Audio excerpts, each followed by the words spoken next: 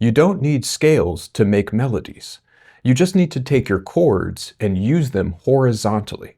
Every vertical stack of notes, every chord, already has a melody lying dormant within it, the top note. For this E flat minor 11 voicing, that dormant melody note is F, the ninth.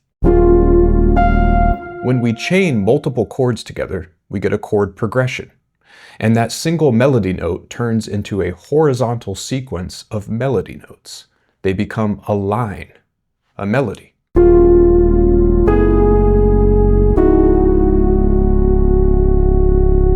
With only the top note of each chord, it can be easy for this single note to still blend into the vertical stack and just be perceived as part of the chord rather than a distinct melody. But by adding even just one more note per chord to the horizontal movement of the top line, the melodic line can become active enough to sonically detach from the chord. But we don't need to turn to scales to figure out which notes we could add to our melody. We already have the premium options right in front of us. Just take an existing note in the vertical stack, the chord, and duplicate it an octave higher.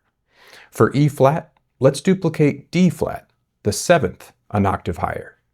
For F sharp minor 11, we'll dip down to the root and then return right back to G sharp, the ninth. And then we'll duplicate B, the 11th, an octave higher. And for C sharp minor 11, let's duplicate G sharp, the fifth, an octave higher, and also repeat the initial melody note F sharp, which steps back down to F, the top note of our first chord.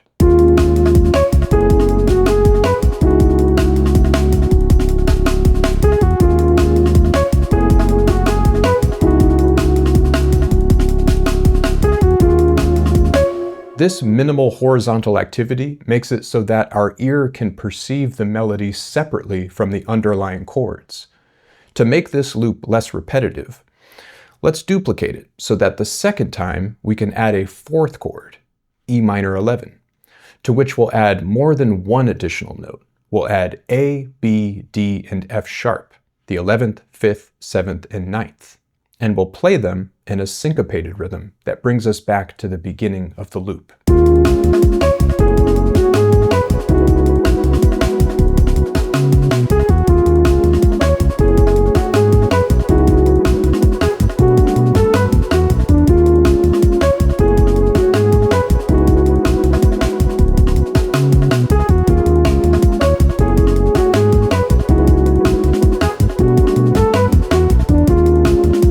Oftentimes, melody and harmony are thought of as separate musical entities that are born independently, but you can get a lot of musical mileage out of thinking of them as two sides of the same coin, chords being vertical stacks of notes, and melody being horizontal paths through those same notes.